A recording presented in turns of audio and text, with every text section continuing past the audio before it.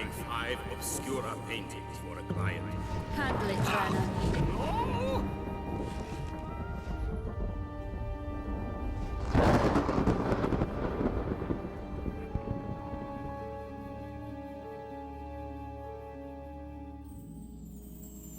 Greetings and welcome back to this final part of the Lara Croft Tomb Raider Angel of Darkness review thing. This is going to be a bit different because this isn't going to be scripted, but what I have in front of me is the documents that Murty Schofield released onto the internet a while back. I've read through them and highlighted stuff that stood out to me or stuff that I found interesting, so I'm going to go through that and talk about it. The first page that I've got printed out here is like sort of just a brief overview of who all the characters are. The one little thing that stood out to me here is when it's talking about Matthias Vasily, it does say only shows up as a body in the morgue. Now, unless I missed something really obvious, he does not show up in the game at all, even as a body. But I thought that was interesting that he was there at some point and we could have actually gotten a look at him. There's a bit here about Curtis's blade weapon. Now, we actually I don't think we get any information on Curtis's weapon in-game. We just see it as being something weird and vaguely supernatural. Like, you know, where do those blades actually go when they retract? And, you know, there's a sort of vague hint that Curtis is the only one who can use it because when Lara holds it, it kind of spins a bit out of her control. But it says here, the discus blade used by Curtis is an ancient Lux Veritatis weapon made of beryllium, a meteorite alloy.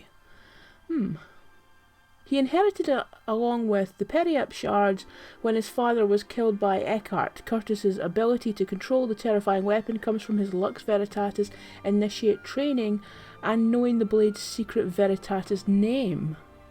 Curtis may discover other blades in game too, and then there's a list of all different possible names. The one that they went for in the game, if I'm remembering correctly, is Chiragai, which means, it's possible root names for the blade. Violent measures / surgery, which I suppose for the kind of weapon it is, does make sense. But yeah, this is going to be a recurring theme as I go through these documents, is that there's all these really cool ideas and then you don't actually learn about any of that in the game. And I get it, you know, it's this idea of the iceberg. You know, when you are creating a world, you create this massive iceberg, but what the reader / viewer / player will experience is just the top of the iceberg that you see, you know, above water, because all the other stuff underneath isn't information that the person enjoying the entertainment needs to know, but it informs how the writers write the characters and write the settings and write the story. I get that. But that being said, you know, if you compare, and I know I've said in the past it's unfair to compare a game from the past with a game from the present, because, you know, game development, game design is an ever-evolving process. But if you think about the way they do it in the games now, where Lara finds artifacts or she finds old documents and that stuff, builds our understanding of the wider world that the game is taking place in. You know, if they were to ever remake Angel of Darkness, which they're never going to do that, but, you know, we can live with a little glimmer of hope that maybe that would happen. That's the approach that they would take now, is that the game would find other ways of just giving you these little extra bits of information. And there's a whole timeline here on Curtis's life, or, you know, like the backstory of his family and his family's involvement with the Lux Veritatis. The one little thing that pops out at me here is this idea of a shadow war that's been fought throughout history between the Cabal and the Lux Veritatis. I love that kind of stuff. I love it when it's like, yes, it's our world and it's our history and it's, you know, like all the major things that have happened in this world. because there is a timeline later on in these documents somewhere where it is, you know, like sort of like the Crusades and the Spanish Inquisition and all that kind of stuff, and then in between all this real world history is stuff to do with like Eckhart and the Cabal and all that kind of stuff. I love that idea that it's the world that we know, and yet there's this other thing going on that we are oblivious to. You know, one of my all-time favourite comics is Button Man, which is this idea that it's our world, but in the like out on the streets are these kind of gladiatorial competitions going on. I love that stuff because it always kind of fires your imagination. You know, it's this idea of like Doctor Who in the 1960s using a police box as the image of the TARDIS. It's because that was a very familiar image on streets in the 60s and, you know, like the 50s and 60s and before that as well. So the kids were actually seeing something that they recognised from their day-to-day life and making it magical. So that I think that's always a really cool thing to do. Oh, there's one other thing about Curtis's biography that stood out to me, is that he so he's being initiated into the Lux Veritatis and he's getting all this initial training, and then when he's about, what does it say here, 19, he's like, oh bollocks to all this, I'm out of here, and he joins, I forget, where does it say he was born? Utah Salts Flats, USA, right? Okay, so he was actually born in America. Constantine I'm not sure how you pronounce this surname, Heistrom, a Lux Veritatis adept, and Marie Cornell, a uniquely gifted expert in Native American history and the shamanistic warrior. Okay, cool. But when he's 19, he's like bollocks to all of this, and he runs away and he joins the Foreign Legion. Yes, the Foreign Legion, or the French Legion, sometimes here they're called. But they're a regiment of the French army that actually, you know, actively recruits from people from other parts of the world. And then once you serve, I think it's 5 years. In fact, I think it says in the documents here somewhere. But once you serve with them for a certain amount of time, you can apply for French citizenship. So that's basically what Curtis has done. He doesn't strike me as a soldier. You know, there's something, maybe it's just the limitations of 2003 animations, whereas that's something that they would probably take into consideration now, given that everything's motion captured. You know, like the way he moves and the way he, you know, holds his gun, and, you know, the way he actually functions in combat situations, you know. But it does say, yeah, he changes his name to Trent and tries to stay hidden in the Legion, but is continuously assaulted by bizarre events linked to the occult. Gets nicknamed Demon Hunter by the Legion. So yeah, I mean, again, it's like you just don't get any hint of this in the actual game, that this is a part of his past, and there's only really minimal stuff told that really just feels like, you know, like his father dying. There's numerous information throughout this document on how his father dies, but then in the game it's just a line that just sounds like this character has died off screen just to give this character on screen some motivation, and that's a bit weak. There is information here on possible future games. Lara, Tomb Raider 2, well, but by that they mean Angel of Darkness 2, really, but possibilities for a Lara solo adventure with no signs of Curtis, that sounds good to me. B, small appearance by Curtis still playable. C, shared game with Curtis again. D, minor appearance of Curtis who only turns up at the end as a plot twist. He is discovered locked in a Nephilim status field, helpless, a bit like Eckhart was for 500 years. He is nothing more than a human component activating some powerful Lux Veritatis weapons that work only for the Lux Veritatis adept. It's to do with the bloodline. Nephilim Carol is using him. Alright. Curtis game with Lara guesting, or B with Lara with no Lara at all. Well, then it's not really Tomb Raider, is it? Or the possibility of an Eckhart game, Eckhart's early history. Now that would have been interesting. I mean, I don't imagine the demand would ever have actually been there. But actually, You know, like I've said, I do feel like one of the ways it would have really worked with Curtis would have actually not to have had him in the main game, but instead to have had it as a kind of unlockable extra, the kind of the way, separate ways. You have your main game of Resident Evil 4 being about Leon, with Ada popping up occasionally, but then you have separate ways where you play as Ada and you see what she was doing behind the scenes, as it were, in the main game. I think that would have worked a lot better with Curtis.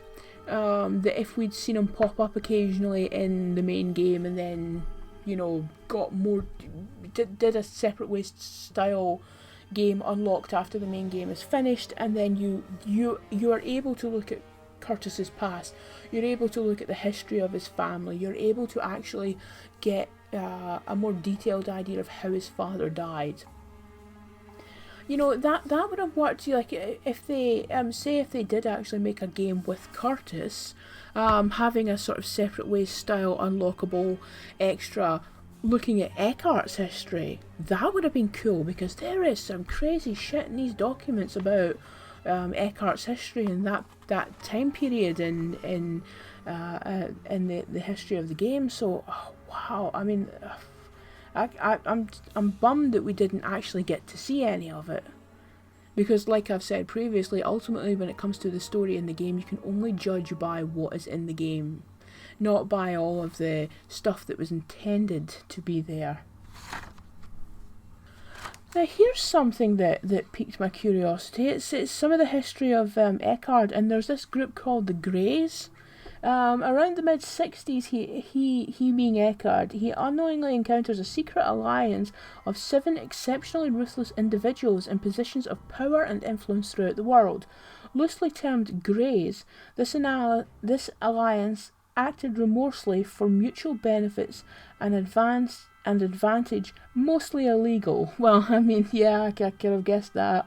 They had information gathering agencies in every country and were constantly on the lookout for anything outstanding, bizarre, or rare that might yield an advantage.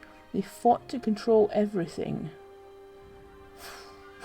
I mean, wow. It's basically Trinity. It's basically the Trinity of Angel of Darkness. Oh, here's the thing. In 2001, again, this is the continued backstory of, or some of Eckhart's backstory.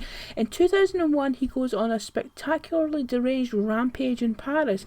When Jean-Yves is killed, Lara gets caught up in the Monstrum saga as a murder suspect. So at some point it was going to be Jean-Yves that got killed at the beginning of the game. Now, the reason why Jean-Yves is not in Chronicles and we instead have Baldy McBaldyface, who is basically, I mean, I'm sure I'd have to go back and double check, but I always got the impression when playing Chronicles that was Jean-Yves' face given a buzz cut and a goatee, because Jean-Yves in The Last Revelation was based on an actual person, both the name and the appearance. And he I think he threatened to sue or sent a cease and desist or something like that, so they had to change it. So, you know, presumably that's why it's Von Croy that gets killed at the beginning.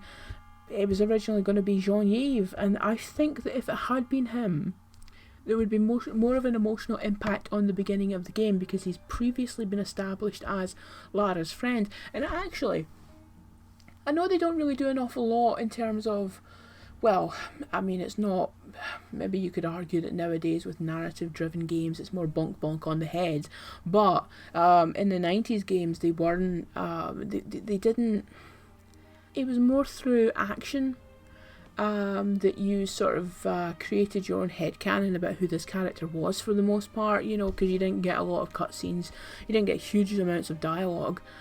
You know, like the second half of Tomb Raider 2 is dialogueless. You know, as soon as she dives into that water, what's her last line? Is it that when she says the true detox of evil?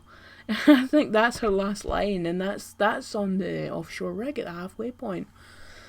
But one of the few times when you really get a sense of Lara's life outside of the literal tomb raiding is when she's with Jean-Yves, because they are friends and there's a clear affection between the two of them.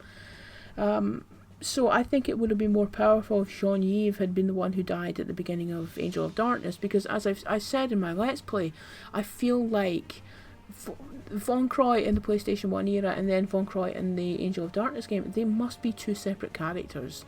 I mean, not literally, but in terms of the way they're written, in terms of the way they're envisioned, because you always get the impression that Von Croy and Lara, they were never really on speaking terms after Cambodia. Whereas Angel of Darkness would have you believe that you know, he was a long-term mentor figure to her, that they were old friends despite the whole Egypt stuff. And that's just not the impression I get in the PlayStation 1 games. So, I mean, I don't really... And he is basically the adversary in Last Revelation. I know you want to say, oh, he was being controlled by Set, but he didn't get controlled by Set until after he kidnapped Jean-Yves. You know, he did so much nasty shit in the earlier sections of those games that had nothing to do with being controlled by Set. So I don't understand why we then have to feel some kind of emotion that he's died. Whereas I think it would have been more intense if it had actually been Jean-Yves. Ah, yeah, and there's some more stuff about the Greys here. Lara's involvement. Like once Lara comes into into Eckhart's story, when Lara lies recuperating after Egypt, she is under the scrutiny of agents of the Greys. It may even have been they who dug her out of the ruins and organised her to stay in Switzerland / Tibet / wherever.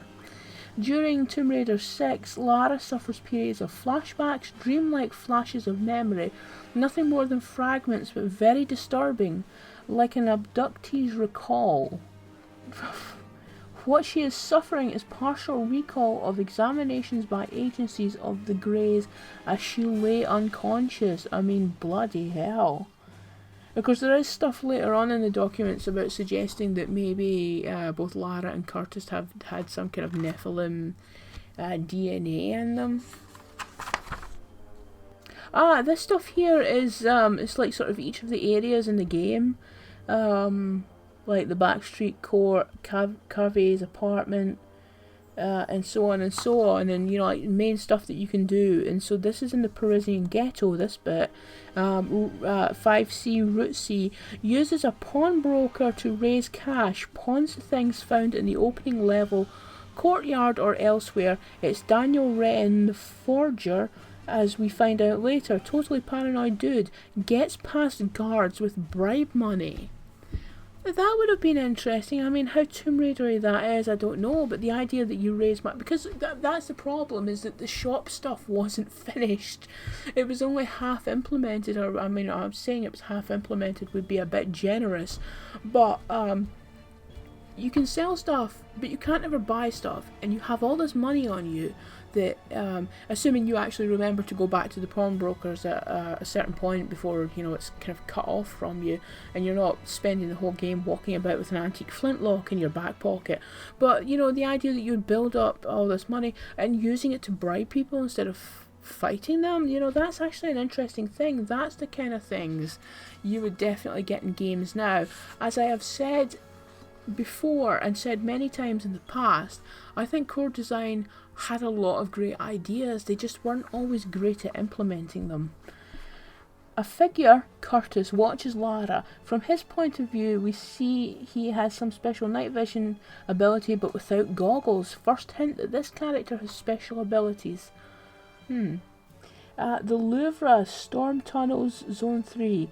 Being watched, mysterious figure, Curtis again. See, that would have been pretty cool, actually. Like, sort of, one of the things that's always really freaked me out about The Last Revelation is I've always had this feeling, and it is, I think one of the reasons why it's such a standout game for me is the atmospherics, the ambience of that game is really creepy, like really creepy. And I've always had this sense ever since playing it for the first time as a teenager that you always feel like there's something lurking in the shadows watching Lara, and there as an extension watching me as I play the game, and it's always, it's like there's this spirit, there's something hanging over the rooms that, like, Lara can't see it, but it's there, and I love that. That would have been a cool idea if there was this mysterious figure lurking. You know, like, see the bit when she's on fire and she falls out, and I don't understand why that scene is we're positioned with Curtis, because that's an odd way of doing storytelling. We should stay with Lara, since we're the person that she's positioned with throughout the game, and have her come crashing through that tunnel on fire, and she's, you know, freaking out trying to get the fire out and get her, you know, clothes off before they melt to her skin, and then she just looks across the canal or the river or whatever that was and just sees Curtis watching her, but from a distance. I mean, stuff like that could be really creepy if done well. And again, this idea that she's in the storm drains and she's being stalked or she's being watched from a distance. I mean, again, that could be really creepy. Because he is obviously, like, maybe he's not literally tracking her, but he is obviously on her tail to some extent, because he does eventually turn up in the Louvre. She can place GPSs as she goes in around to backtrack if she needs to. These double up as game save locations, limited number per level. She can also retrieve them and reuse them. Yeah, because, I mean, the storm drains do irritate a bit. There are sections of this game where it does feel very samey. It feels like we're looking at the same kind of thing, even if we go down a different tunnel, go down a different corridor. So having something like that could have actually been kind of handy. The Louvre Modern Section Zone 4. This and the upper level galleries and offices are a stealth practice area. Yeah, stealth. Ugh. As Lara only has stealth equipment, she deals with the guards by knocking them out, not killing them. Yeah, well, we had that stun gun that was the greatest thing ever, and I was really quite annoyed when Curtis took it off us. When Lara goes to Margot Carvey's office, it says here links to real website with masses of background history and info. Like, so the player could have actually gone online and found this information about the stuff in the game, which would have actually been a really cool thing. Actually, of course, nowadays, as I said previously, it would be documents in the game that Lara would find. Louvre Modern Section again, Zone 6. Getting caught. If Lara gets captured, she is confined to a storeroom. She can escape from here using only what is in the storeroom. A prompt in Lara's voice will help in situations where the player might be struggling. So yeah, that kind of makes that. Oh, I wonder if that was something that was kind of hacked and slashed, because it is kind of annoying that there are sections where Lara's being chased by the police, you know, like when you're in the derelict apartment block, and she just sort of gives up. I wonder if it really was a plan that made it to the actual main development that she was going to have to break out of some kind of confinement, and then you had to carry on back in the level again. Oh yeah, and back to this idea of being stalked. Curtis, the stranger who has been dodging Lara's steps, appears. At this point, Lara has no idea who he is. The monstrum, perhaps?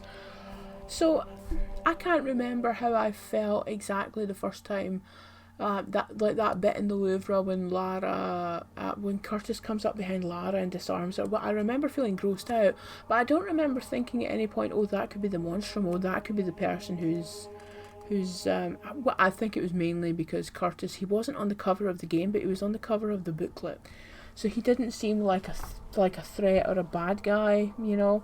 Whereas maybe that's something that they could have played up even in promotional stuff. You know, could this person be one of the bad guys? Outside the Louvre, there is a chance to remove any items from her backpack inventory that we want her to lose. So yeah, I mean, that was really basically the idea, that they were gonna like sort of take a lot of the unnecessary stuff out of her backpack before moving on to the next section of the game. Yeah, and of course I highlighted a bit when it says about Bouchard waking her up again after she's been knocked unconscious.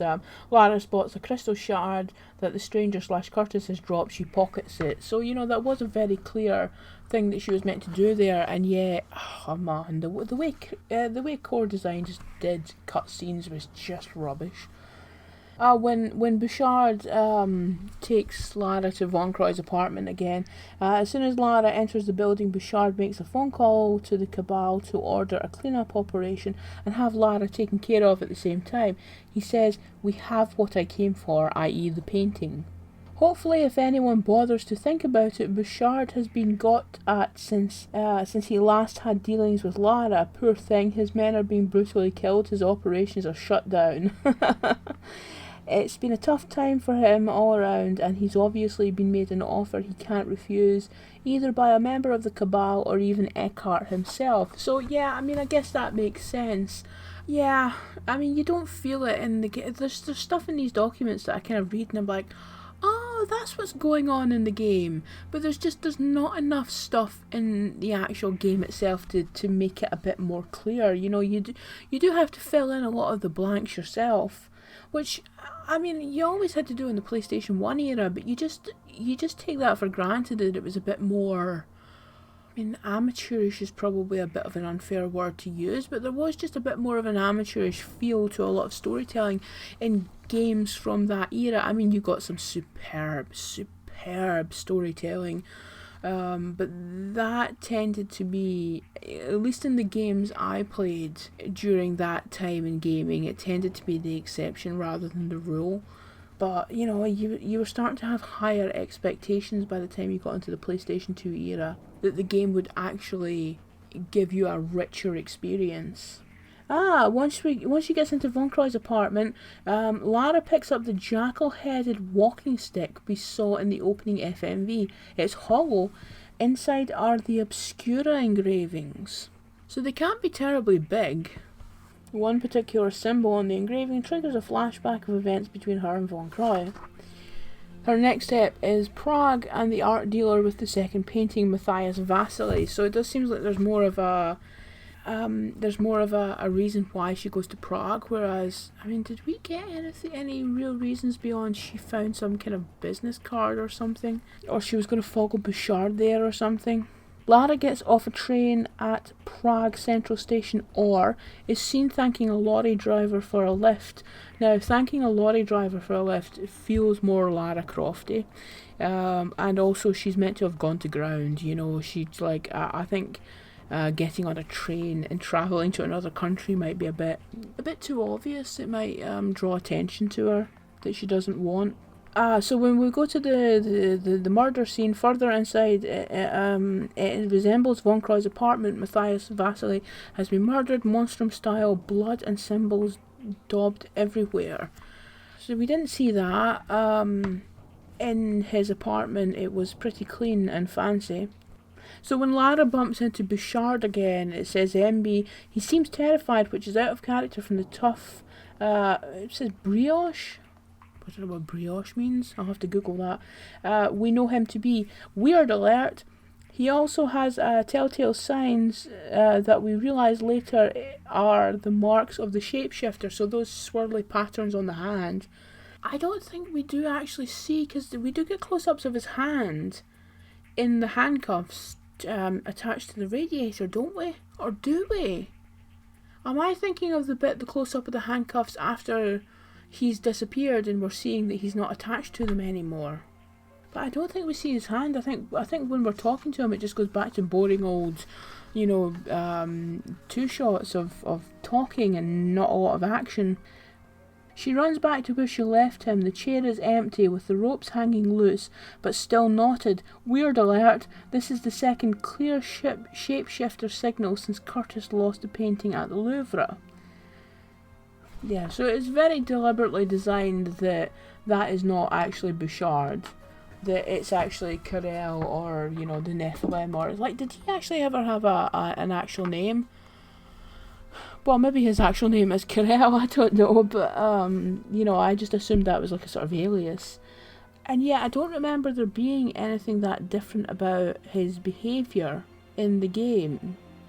But, I mean, again, all the stuff that's in the documents isn't actually, it's not certainties, it's like sort of the process through which, you know, they were playing with ideas and trying out different stuff. So it's not like But still, that is something that is in the actual game, that's the shapeshifter, not Bouchard's. Oh god, but let's just move on. The Strahov, beneath the upper wards, she finds subterranean levels with medical experimentation cells and stuff. Weirdness goes off the scale. This is Boaz's realm, her area of expertise. Lara finds all the police evidence of the crime scene and Vasily's body, ? He could be one of Boaz's vivisection experiments. I mean, what did we get that it was Boaz's stuff? Was that all those weird creatures in the casings? Because, I mean, that's rubbish if you think about how, like, somebody's doing experiments on Oh no, there was that one. Was it some of the Curtis stuff? There was bodies on tables. Think how intense that could be if you designed it well, you know, experiments on human bodies and such. I love this bit here. It says, without knowing it, this is Lara, also unlocks the high security holding zone that sets the proto-Nephilim loose in the labyrinth.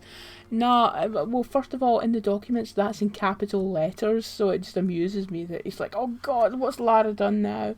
But she knows. She knows exactly what she's doing, because it's basically, it's a high security thing that's holding something in, I better turn it off. Lara runs into some of the Cabal members, Eckhart, Boaz, Karel, Gunderson, and, I'm not sure how you pronounce this, Rauzik the Illusionist. It's our first view of this scary nutter. Yeah, there's more stuff on Rauzik in a bit. We'll get back to him. Eckhart is impressing Christina Boaz with his alchemic abilities, because we never actually really saw him do a lot of that alchemic stuff, did we? We saw him killing people, but we don't get all this, like, there's so much stuff in here about, like, sort of detailing the alchemy, and we don't get any of it in the game. I mean, not really. There's some stuff with his glove, but...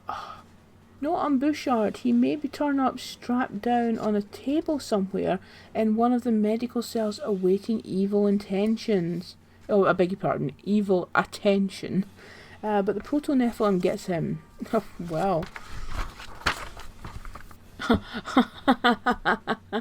Yeah, an area of botanical experiments and I quote, heavily convincing scary biomutants.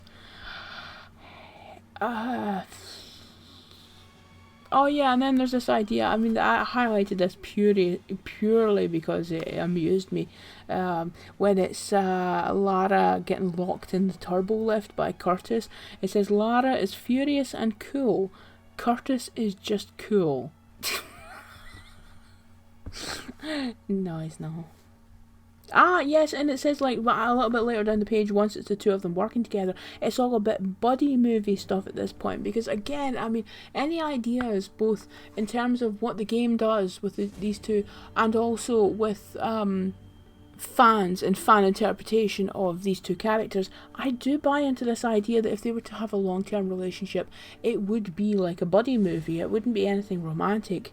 Curtis gives Lara a brief background on his involvement with Eckhart, his dad being the last Lux Veritatis killed by Eckhart. It's revenge time. Yeah, it just didn't work for me, just like sort of giving a brief thingy like that. I mean, it would have actually it would have worked for me more if he had just been incredibly vague about, you know, it's personal, it's, you know, there's history between me and Eckhart, and then in some unlockable extra you find out what that history is. I think that would have worked a lot better.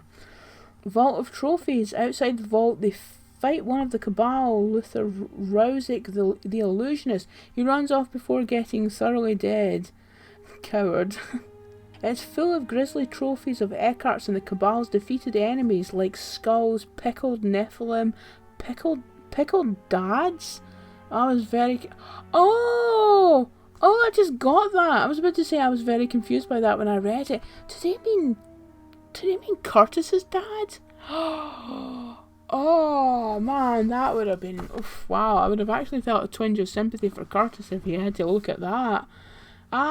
The last Obscura painting hidden by Boaz from Eckhart. So there's this whole thing. I mean, it'll come up again. But there is this thing going on about how Boaz and Carell were working together against Eckhart. Now, obviously, Carell would have just been using Boaz, but that would have been interesting. You know, if you think about how much we actually get from the individual members of the Cabal. I mean, one of the interesting things about having like a sort of a group of people like this as enemies to your hero is that you watch the internal politics, and you watch them kind of fighting against each other and backstabbing each other and all that kind of stuff, and we don't get any of that in the game, but it's here in the documents, so it was obviously intended at one point. 1945 cutscene related by Curtis how Eckhart escaped at the end of World War II from his castle prison, guarded by a single Lux Veritatis guardian, Curtis's grandfather. Castle Kriegler bombed by Allied aircrafts and Eckhart breaking free. Castle Kriegler. And then towards the end, because there's so much more in this game than just Paris and Prague, Curtis says it's time to head to Castle Kriegler ruins for the last shard, which was in Germany. Gathering of the Cabal and Eckhart, cutscenes. In some unspecified part of the Strahov, we see Christina Boaz, Christina, we never got her first name, talking to another of the Cabal, Joachim Carell. Oh, and here it was when Eckhart gets a bit pissed with Boaz, he denounces her as unworthy and kills her as a traitor, Monstrum style. Wow, I mean, that would have been... maybe that was something like what eventually happened to the reporter guy.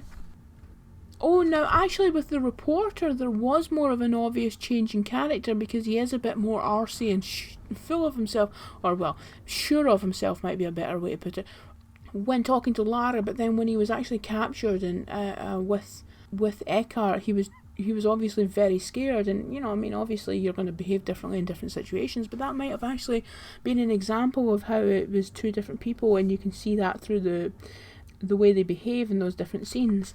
Lara enters the lower realms, climbs down into the first level of a bizarre transit system with tracks and drop shafts. The place is full of mad alchemy, high-tech hybrid labs, vaults of human experiments and vats, weird Nephilim architecture. That's when they actually get to Castle Kriegler. Well, that's, I mean, Castle Kriegler sounds absolutely awesome, and it sounds, I mean, the problem with Angel of Darkness is you've got two different places, Paris and Prague, but then most of the stuff in it isn't necessarily, like, once you go indoors in Prague, that could be anywhere. Anywhere, like, you could literally say this is, actually we're in Scotland, and there's nothing in those levels that would really, apart from the accents and language of the guards, there's nothing there to sort of counter it. I mean, at least as far as I could see, you know, because you can have a cave in Scotland, you can have a factory building type thing in Scotland, you know, like there's nothing overly Prague about it. And that's the thing about Tomb Raider, is it's meant to be about immersing yourself in a different environment, and that's part of where the fun comes from. Oh, now this was something that oh man, it's to do with the last battle, right? Okay, so I remind you that what we got in the actual game was Lara lying on her belly, avoiding all damage until three versions of Eckhart ran into the middle of the room, clanged heads, were momentarily stunned, and you had to stab them in the face, right? So here's what was suggested as a possible final battle.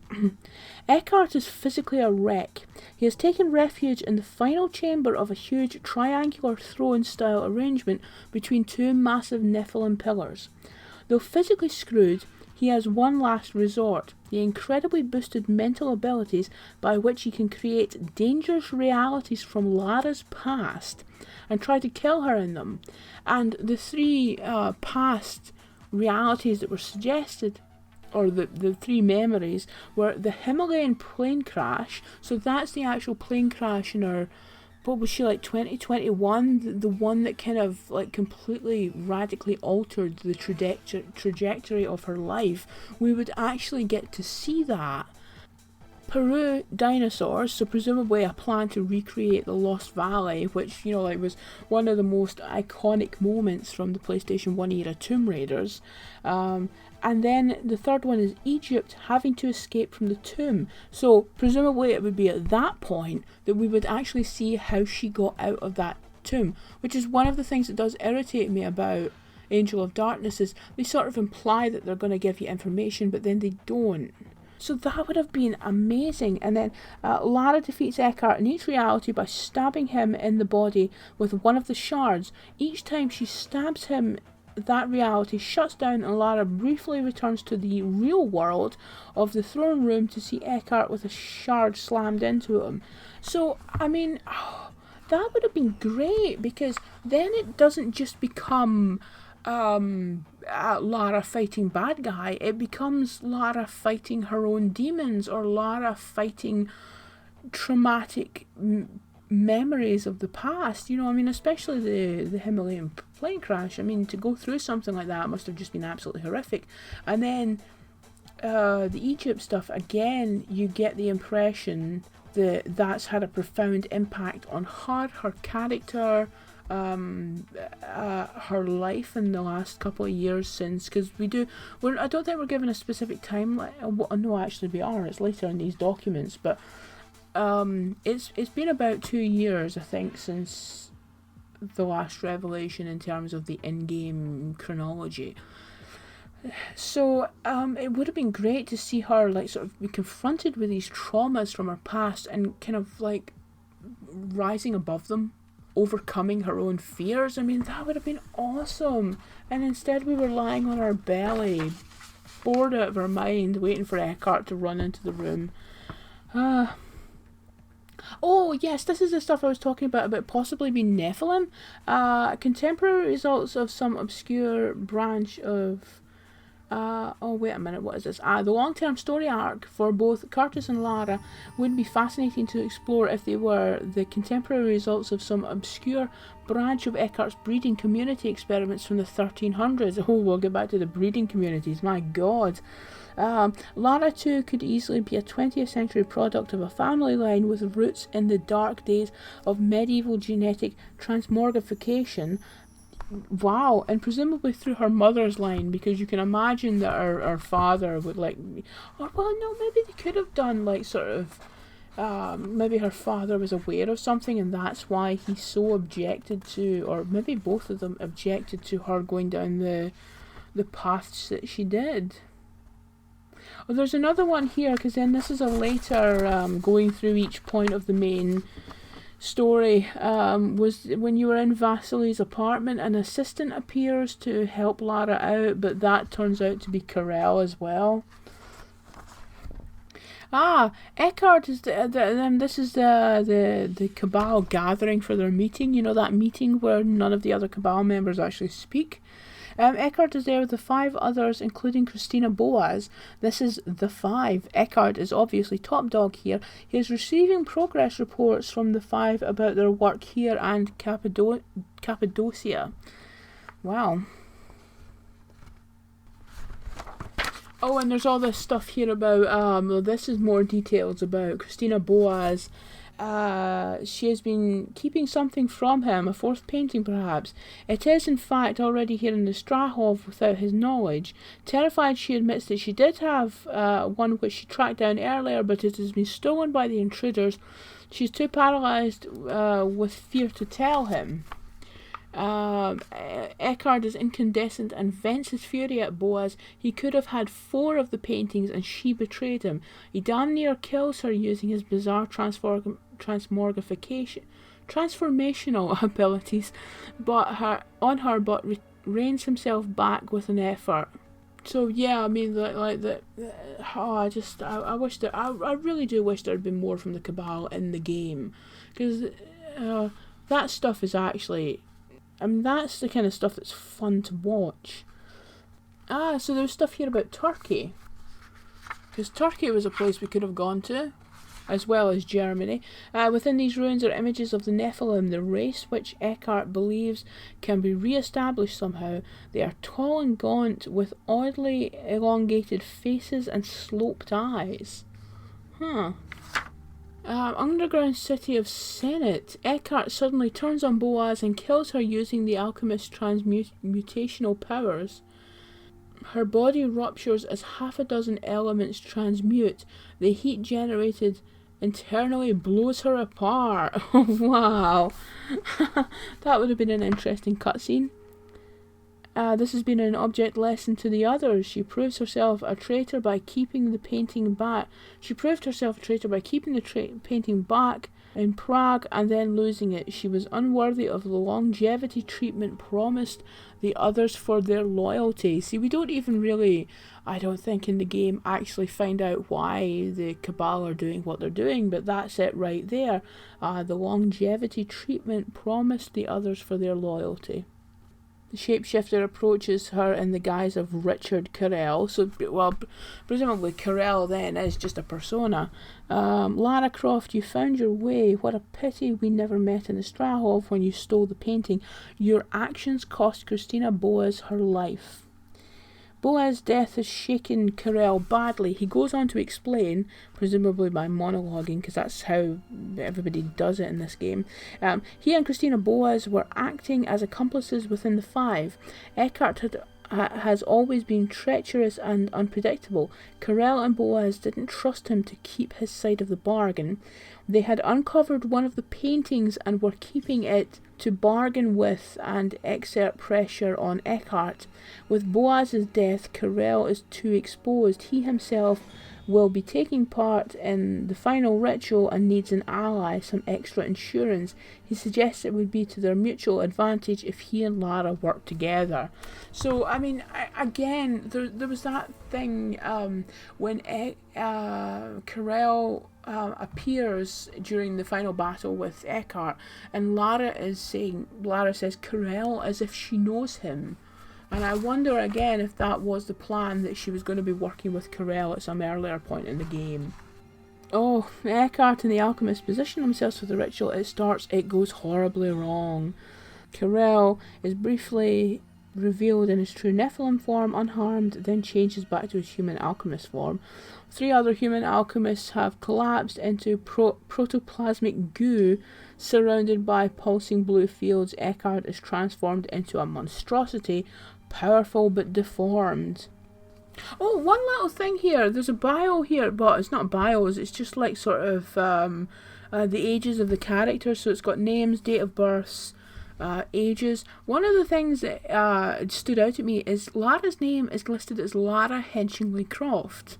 Now, I always assumed when I was younger, looking at the bio in the first game, when it said the daughter of Lord Henchingley Croft, I just assumed that Henchingley was some name that somebody at Core Design made up to say, you know, what sounds like a twatty upper class name, you know, like Henchingley, oh Henchingley, my good man.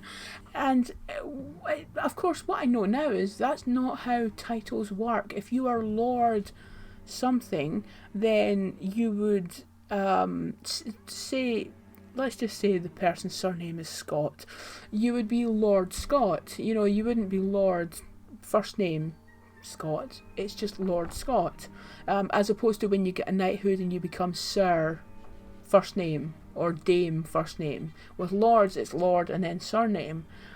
So I'm wondering actually if Henchingley Croft is actually a double barrel surname, and at some point Lara, when she, you know, got disowned from her family, or, you know, sort of walked away from them, whatever, however you want to interpret the history of the character, that she dropped the Henchingley part and just went with Lara Croft, because it sounds a bit more, it doesn't sound, you know, upper class privileged arseholey kind of name. It just sounds, you know, Lara Croft just sounds like a normal, simple name. And actually, you know, like 1 syllable for first name, 1 syllable for last name, so it just flows a lot better.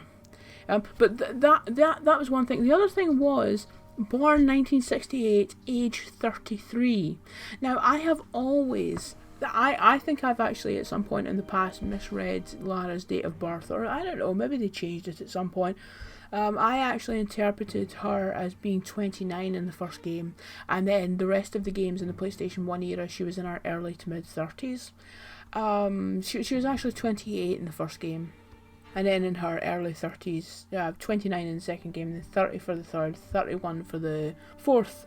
But Lara to me has always been a character in her early 30s. So actually saying that the character's 33 in this one, it feels really natural for me. There is this thing now in TV and film and computer games where it's like everybody just has to be younger and younger and younger. You know, we're in this really weird place where it's like an old person, we can't have that. You know, and old basically means anyone over 30. Like, remember there was a sort of interpretation that some of the fans, when Peter Capaldi got cast as the Doctor, some of the fans were like, but he's old. You know, because they came into the show with Tennant and Smith as, you know, like the Doctor being a sort of youngish kind of person. But, you know, there was that kind of feeling of, oh, the kids, they won't want to watch an old person, whereas it wasn't even that long ago where that was just the norm, that, you know, the older characters were like that, you know, like when the Doctor was created, he was meant to be this sort of older, wise, kind of mysterious character that the kids would kind of look up to, because, you know, older people were like kind of authority figures. But anyway, I like that they say that she's in her early 30s in the game, and I wouldn't object if they, for whatever game comes next, that they do jump forward. I hope they stay in the timeline of the reboot series, but they jump forward a few years so that Lara's just a bit older, a bit more matured. Curtis, born 1972, so he's 29. Oh, and it says in brackets Heistrom. Is it Heistrom? Heistrom. I think that's how you pronounce it. Curtis's grandfather, born 1899, aged 46 in 1945, when the whole Castle Kriegler thing happened. 1954, murdered aged 55, Konstantin Heistrom. You know, you don't name your child Konstantin unless you've got great plans for their future, usually involving demon hunting of some kind. Clearly, Gerhard did have those plans for his son. Born 1933, so he's 12 in 1945, and then he's 68 when he's murdered in 2001. Oh, wait a minute, Lara is 33 in 2001. But is the game set in 2001, or is it just set in 2003 when the game is actually released? Because then she'd be 35. Again, I approve. Maybe it's just because I am in that age bracket now. Oh, the Brother Obscura manuscripts. Oh, there's so much yellow highlighter on this page. Right, okay, oh man, I love this stuff. The Sandglyph or Blood Sign was a series of 5 images, paintings of dark power created by Eckhart for a grotesque ritual. Originally known as the Sandglyph paintings, they passed into history as the 5 Obscura paintings. Each painting contained a hidden metallic symbol built into the thick wooden base. They were the source of the painting's power. After Eckhart's power was broken by Nephilim in 1445, the Lux Veritatis built Castle Kriegler to keep him confined. The seriously dangerous Sandglyph paintings were seized and dispersed to widely scattered locations. Whenever it gained control over objects of power, the Vatican's practice was to secrete them away. I don't know if that's a typo, or maybe secure them away rather than have them destroyed. Despite the urgings of the Lux Veritatis that the objects be destroyed, it was decided that the 5 paintings would be preserved under the strictest secrecy. It made no difference that the objects originated from an evil source. The power they contained might be turned and used for good at some future date. They never are. And there were no shortages of remote monasteries and strongholds where they could be entombed.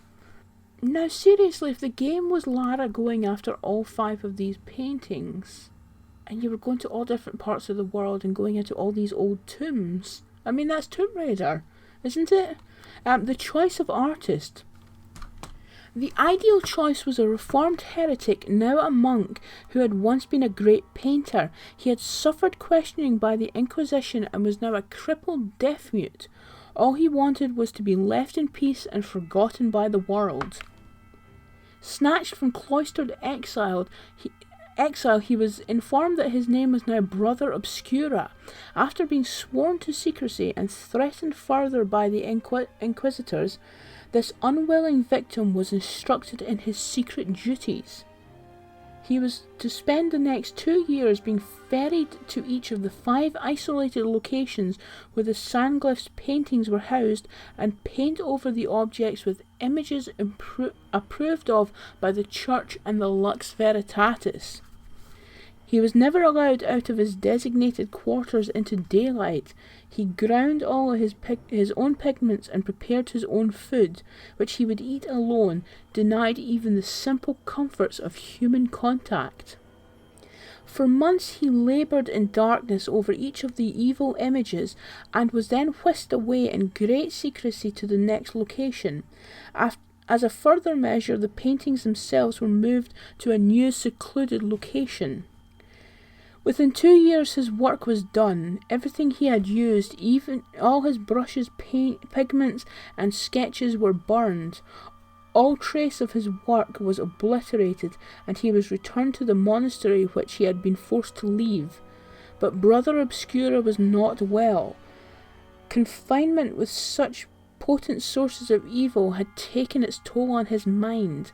2 weeks after his return, he was found hanging from the rafter beams of his own cell. It was reported that he had taken his life. I mean, damn. Is that not the kind of shit that you read and then think, why is that not in the game? Because again, you can see Lara, if it was a modern game, you can see Lara coming across these kind of documents and, you know, like sort of being able to piece all of the different parts together. I mean, wow. I mean, it's one of the things going through these documents that just amazes me. The detail, the things that are thought about. And then you get the final version of the game where you kind of... I mean, I think when I was playing this game for the first time, I really did feel like, what is all this? This is like... I mean, it's just a bunch of random cutscenes shoved together, which is obviously not what this game is or what this game could have been. Oh. Cabal character notes. Each supports other members' interests on the surface. In reality, their fates are tied to each other only until one of them can gain an unshakable, strange hold on the others. Conspiracies and hidden agendas are rife. They know too, from the early records of the Cabal of Five, just how treacherous Eckhart can be. Tensions are high within the Alliance. Boaz has located one of the 5 Obscura paintings Eckhart is after, and she hides it on the one place no one would suspect. Hopefully, the Vault of Trophies in the Strahov. In this, Carell is a lawyer. The charismatic genius behind corporate legend giants Carell and Roth. Okay. Masterminds the Cabal's covert activities and legal security measures, ensuring anonymity for the Alliance and all of Eckhart's activities.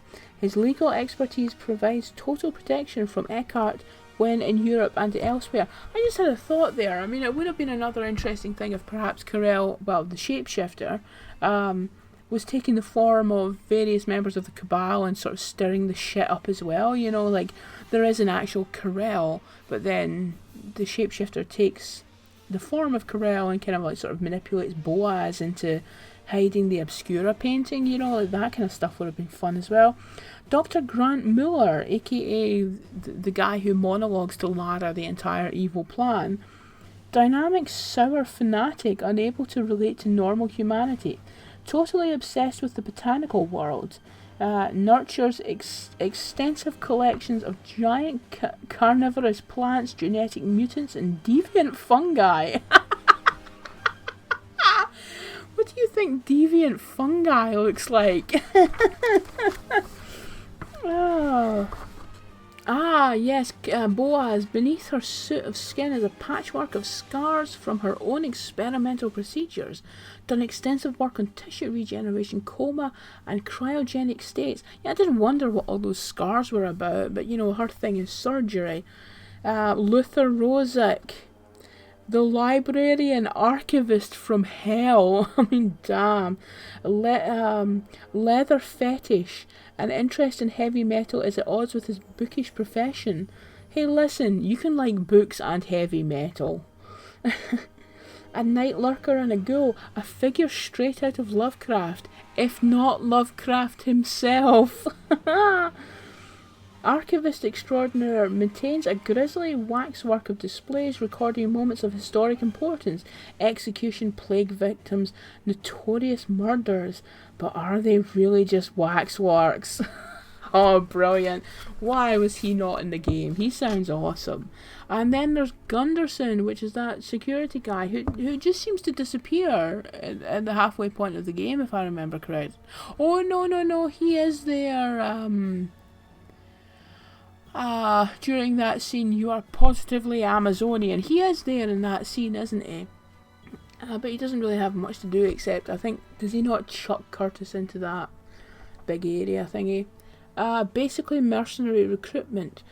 Security and enforcement, including recruitment of mercenaries, freelancers, and other dispensable individuals for the agency. Oh wow! Considered a ruthless, psychotic but cowardly individual, considered a loose cannon within the Cabal. Again, he actually seems like the one guy who Eckhart can count on. He doesn't seem like a loose cannon to me. Eckhart and the Nephilim. Ancient texts say they were an ill-considered offspring of angels and mortals. We did get some of that in the game when she's on the excavation site, and she reads something on a computer or a print off somewhere. There's something about angels and mortals. Their civilization developed and flourished in a remote heartlands of Anatolia, which is now Cappadocia in central Turkey. A ferocious alliance of six nation states united with a single purpose of eliminating the Nephilim as abominations. By the year 1000, the Nephilim were a forgotten race, mentioned only in a few suppressed biblical texts. They were in decline, but they also had a dream based on a prophecy that the Nephilim would return to their full power and inherit the earth. By nature they are not warlike, but they had to learn guile, deceit, and cruelty. Ugh. In 1345, a ruthless and ambitious alchemist, Pierre van Eckhart, sought them out in the deserts of Anatolia. They struck a pact. He would be granted 100 years extra life. In return, he would dedicate himself to helping the race breed and become viable again. In his vast research, Eckhart comes across mentions of a series of 3 crystal shards, the 3 Periap shards, Nephilim artifacts which conveyed tremendous power to their users. Being unable to track down the true Periaps, he set about creating an alchemic version of his own. During this 100 years, Eckhart was in a constant warfare with the descendants of the 5 other alchemists he had betrayed, the Cabal of Five. They were determined to wrest the secrets of longevity from him and take their revenge. He was also pursued by an order of fanatics, the Lux Veritatis. This suborder of the Knights Templar were dedicated to suppressing all evil and works of the devil. Cool. So, yeah, I've heard Marty Schofield say in some interviews that the Knights Templar were an influence on the game. So the Lux Veritatis are kind of like a subsection of the Knights Templar, specifically about destroying devil work and that kind of stuff. The Nephilim saw weakness in the symbols and confined him to a hideous living yes, once Eckhart tries to betray them and confines him to a hideous living death, so he's in that kind of suspended animation thing. The Lux Veritatis seized their chance. They got wind of all these ungodly goings on and attacked, forcing the Nephilim to retreat using the 3 Periaps against their original creators. To ensure that Eckhart stays put, the Lux Veritatis build a castle stronghold on this spot. They also ensure that the 5 images of power, known later as the Obscura paintings, were overpainted with Christian imagery. The separate paintings were then sent to different sacred Christian sites around the world to keep them apart. The Lux Veritatis keep guard of Eckhart in the castle stronghold. This sacred duty of guardianship is passed down through successive generations of initiates until 1945, where Eckhart resumes his research and is now using an insane hybrid of alchemy and modern science. The few remaining Nephilim have become aware of his activities and send one of their number, a shapeshifter, to secretly infiltrate the alliance of the Cabal of Five and take control as Joachim Karel. So you can see that there's actually a lot of rich history written into this, into the backstory of this game, and you don't feel it in the game. Eckhart's early tasks for the Nephilim, 1345, to enable the Nephilim to reproduce repopulate the earth.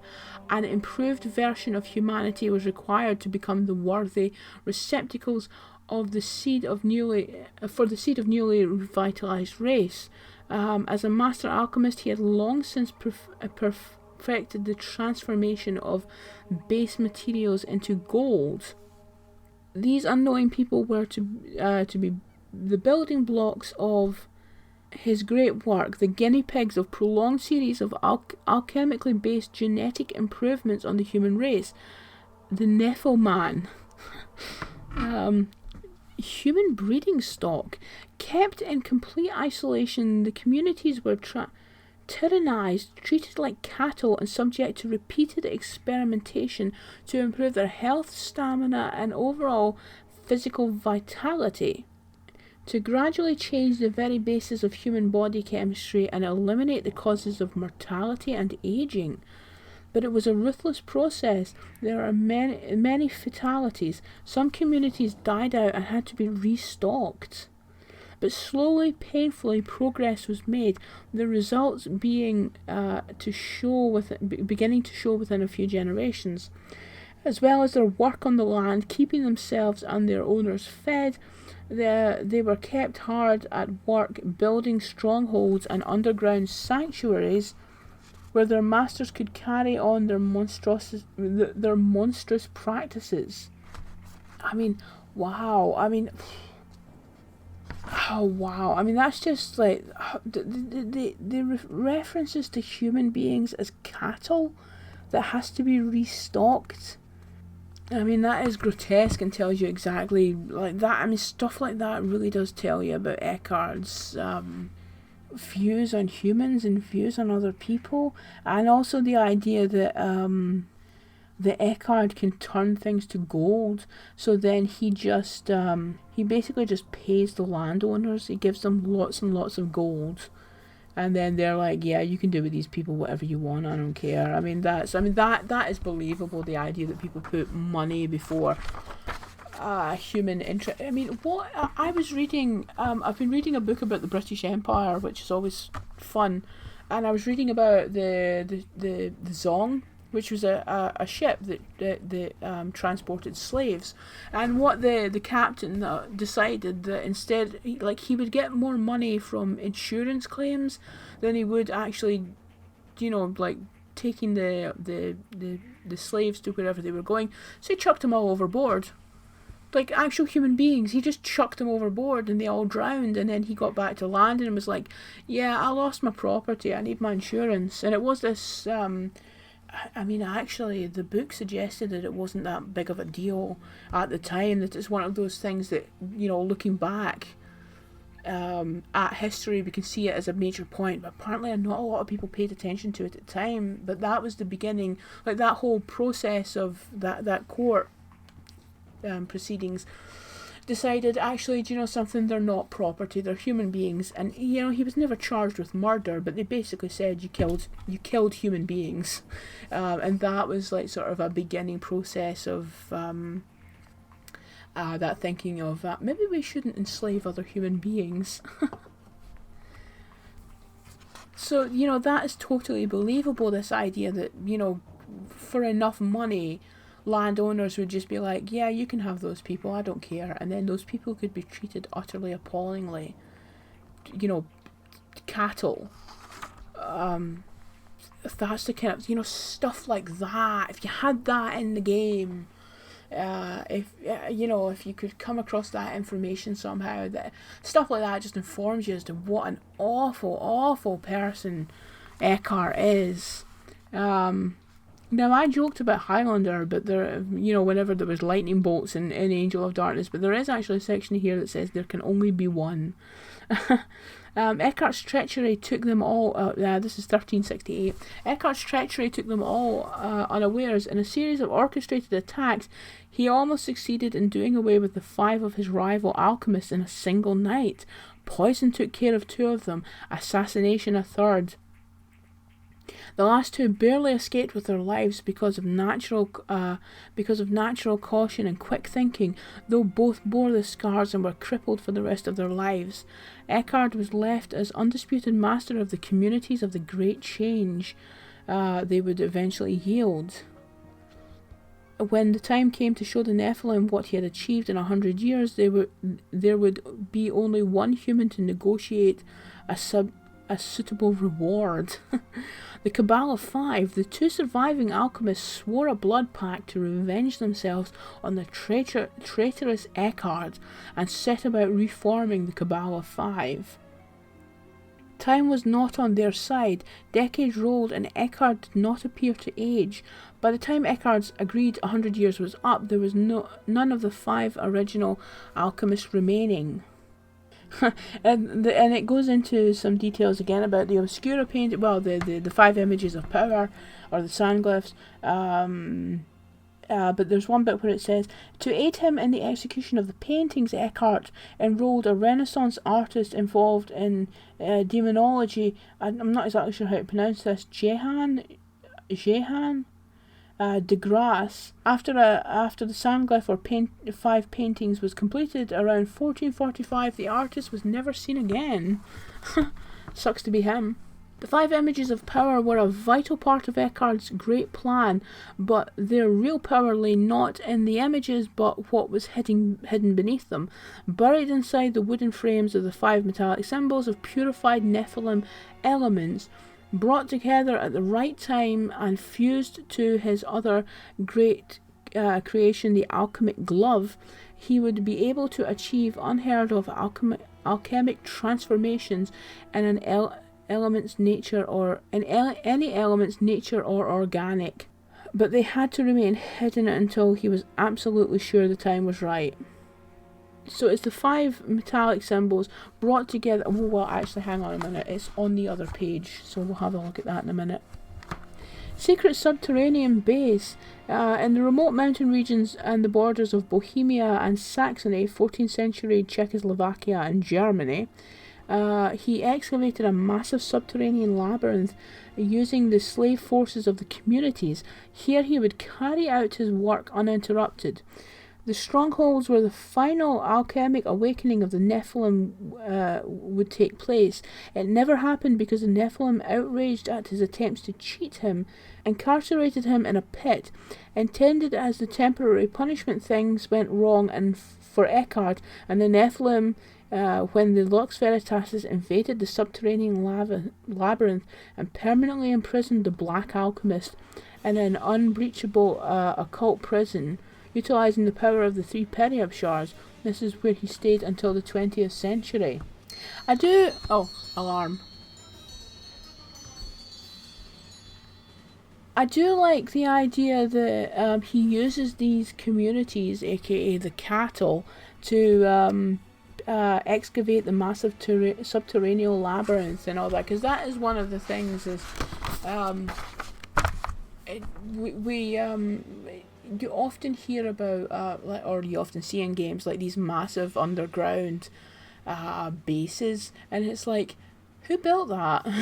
How did that get there? I can't imagine Eckhart with a shovel doing all of this. So I do like that you learn about these communities, you learn about how they were basically slave labour, and they were used to build these things. Right, so there's this thing on the page, I'll try and bring this up on the screen. So it's this image of the, so you got recover the 5 Obscura paintings, so you got paintings 1 through 5, and then extract the 5 metallic symbols from the paintings, so sulfur, iron, copper, phosphorus and potassium.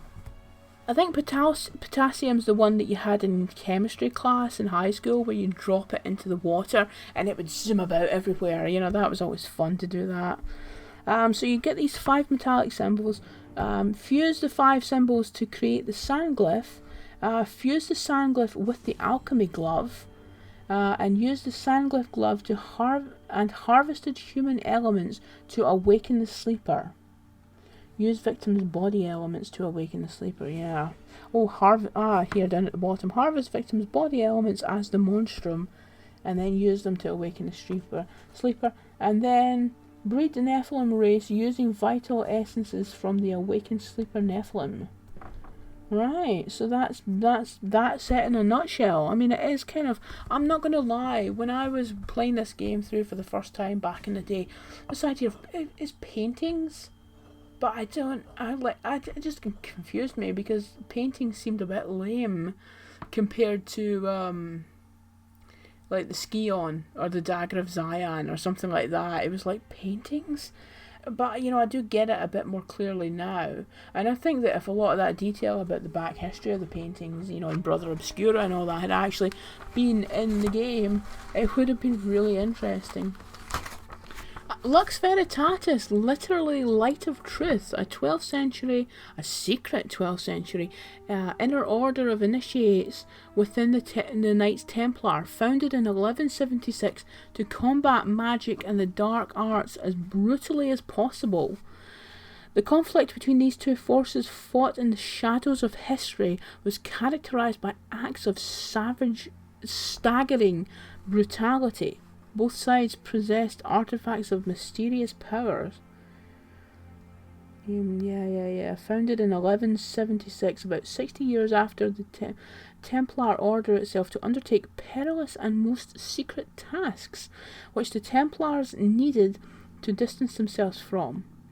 Magicians, sorcerers, magi, warlocks, alchemists, witches, necromancers, and the like were to be persecuted and extinguished with consummate and rigorous force. Well, but they're the good guys, apparently. Game 2 weapons. You know, there is some stuff in here about stuff that they could have possibly done in Game 2. Game 2 weapons. Game 2 could have Curtis discover other Chirigai blades, or Lara could learn how to use them. Yes, that sounds like an excellent idea. You know, that is one of the things that irritates me, is did they go to all this bother of creating this Chirigai weapon for Curtis, and you never use it? Blade A could have rods or files of alchemically pure elements to slot in. This would convert the target or part of the target into the same element as the rod, i.e. mercury, plutonium, silver, hydrogen, etc. Convert the target into the same material as the rod or file, i.e. glass, bone, wood, water, stone, blood, magma, slime. Yeah, turn somebody into slime. Blade B has crystals slotted into it, which given the blade different abilities, such as making the targets crumble into dust, producing a high-pitched sound to deafen an enemy, making the target burst apart in flames, hovering and stalking invisibly, meshing the target in slow time for a limited period, delivering an intense blinding light burst, imprison the enemy by circling in a high-speed blur. Blade C splits into half a dozen tiny razor bits that swoop like a flock of birds and attack multiple targets. Blade D locks into the target and pursues it beyond the normal viewpoint of the controller like a travelling camera. So they had a lot of cool ideas for what they could do with these blades. It's just a shame they never actually did. Oh, do you know something? Again, maybe they did and it got hacked and slashed. I mean, you know, taking a machete to the game, you know.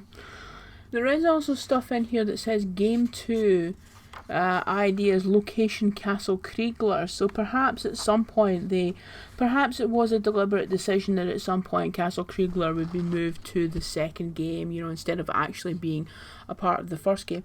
I don't know.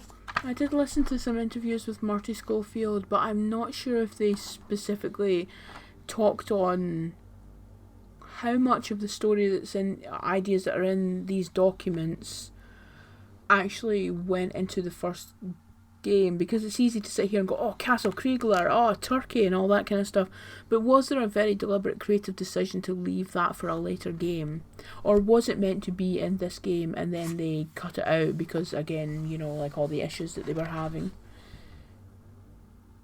And again, there's more stuff here that goes on about the early history of Eckhart. In 1445, Eckhart's 100-year pact with the Nephilim is up.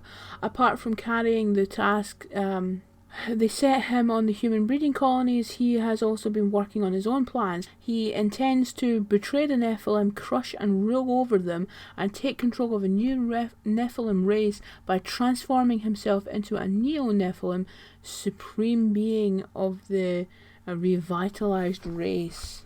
Which, again, it is this thing of, I want power to take over the world, but, that is still a bit more interesting than your average bad guy. And 3 Periab shards. The 3 crystalline shards, which became known as the Periab shards, are objects of power from pre-biblical times. They can only be used by beings properly attuned to their properties.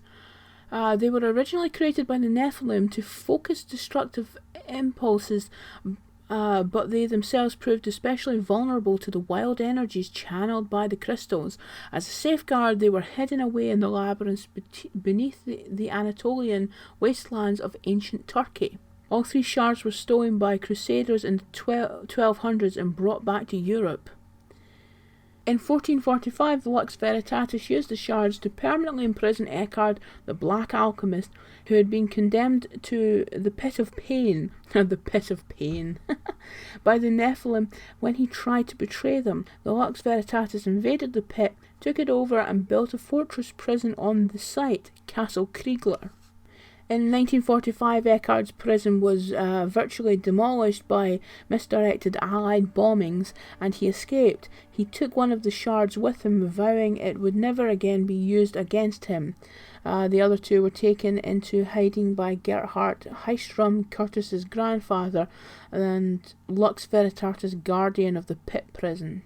So even something like an object like the Periab shards, there's a lot of thought going into what they are, what they do, what the history of them is, and who created them, the Nephilim, and how the Lux Veritatis ended up getting a hold of them and what they do with them. Again, I don't feel like a lot of that's in the game except for a bit of Curtis monologuing. And then the last little thing in the documents is it's just like various information that you get. And actually, the only reason I mention this is because it never really thought. But obviously, it's something that you have to think about when you're making games. Like here, how do you hear about the Obscura paintings? You hear it from Carvey, you get it from Von Croy's notebook, Carvey's office, Von Croy's apartment, Vasily's faxes. Faxes. And then in Prague, Bouchard, Carrel, Shapeshifter, Curtis, the Old Knight's book, and the Vault of Trophies. I don't remember. The Old Knight's book. That's not the skeleton guy sitting with a massive book in front of him, is it? But I didn't know that you could actually. I don't know if you can actually read that book. I don't remember seeing an interaction sign. And then Eckhart's Alchemy Lab, and obviously that is something that you have to figure out if you're going to give information about stuff. How is the information actually dispensed? You hear about Carvey's death, Janus, newspaper, the London Times, radio report heard on the street. I don't think we get the 2 other ones, but possibly they were just cut out. Yeah, but that is something else, is that little bits in this document have made me think, oh yeah, of course, if you were making a game, you would have to think about this stuff here or that stuff there or how this works. So It's actually been a lot of fun to go through these documents. I mean, it's been very frustrating as well, because obviously stuff that in the past I would have dismissed as this being a bit of a, like I couldn't understand why people kept going on about, oh, Angel of Darkness had so much potential, because I won't lie, it used to seem to me to be a very weak story. Because there's a lot of stuff that's hacked and slashed in the game. But going through these documents, I mean, it frustrates me that there was so much work went into the history of this story and all the background and all the stuff that leads up to the evening that Lara goes to Von Croy's apartment. That it really frustrates me that isn't in the actual game in one form or another. And even in terms of, like, if you just played the game and didn't know anything about these documents or any of the backstory of Eckhart, I mean, would you get the impression that the kind of stuff that's in these documents about, all the kind of transforming and alchemy powers and, like trying to breed a race and having all this community of human cattle to experiment on. I mean, would you have guessed that guy with his little man bun ponytail thing, that guy was like an evil black alchemist from history? Because I don't think I would have. In fact, I know I didn't. But it almost makes me wish that they would recreate, like they would do a remake of Angel of Darkness just so that the story could be executed properly. And the gameplay as well, obviously, and you'd want a good game, but, oh man, it frustrates me. But, that is kind of where I'm at with Angel of Darkness now. I get it. I get why people say, oh, it was a game with such potential, and the potential, just went down the toilet when core design couldn't manage a big team, and I just wanted to rush it out because they needed some more beautiful Tomb Raider money. But that's where I am now. If you think about where I was at like 10 years ago when I made that first Angel of Darkness video, where I am now is in a much more positive place of what Angel of Darkness could have been rather than what it actually is. It's not a game I'm going to come back to very often. I replay the original Tomb Raider quite often. In fact, I'm replaying it at the moment. I've gone back to the Survivor series a few times. I've been replaying the Legend series games again more recently, but Angel of Darkness is just one of those games I do not ever want to come back to for so many reasons. But I think that when I inevitably do play it again in the future, having the information of these documents and doing the research and the interviews and the retrospectives and all that kind of stuff, I think I will appreciate it more for what it could have been than what it is.